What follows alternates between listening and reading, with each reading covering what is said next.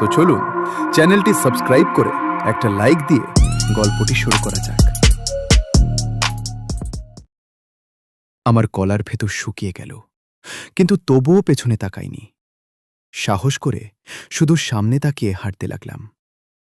কিন্তু এবার শব্দটি আরও কাছে, এত কাছে যে মনে হলো কেউ যেন আমার কানের পাশেই নিঃশ্বাস ফেলছে।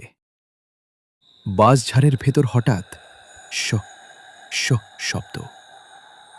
1 সেকেন্ডের জন্য মনে হলো কেউ দাঁড়িয়ে আছে।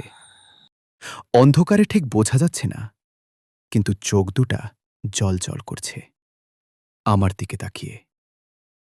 আমার হৃৎস্পন্দন বেড়ে গেল। পা বাড়ালাম। রাস্তার বাতি ঝলছে উঠল, আর সঙ্গে সঙ্গে নিভে গেল। পুরো রাস্তা অন্ধকার। আমি নিজেকে অদ্ভুত আতঙ্কের মধ্যে খুঁজে পেলাম। আমি ধীরে ধীরে হাঁটতে থাকলাম। হঠাৎ মনে হলো বাঁশঝাড়ের মধ্যে কিছু নড়ছে, একটা ছায়া, তবে কার্টুনের মতো অদ্ভুতভাবে। দূরে হঠাৎ ধাক্কা খাচ্ছে, যেন কারো পা পড়ে গেছে।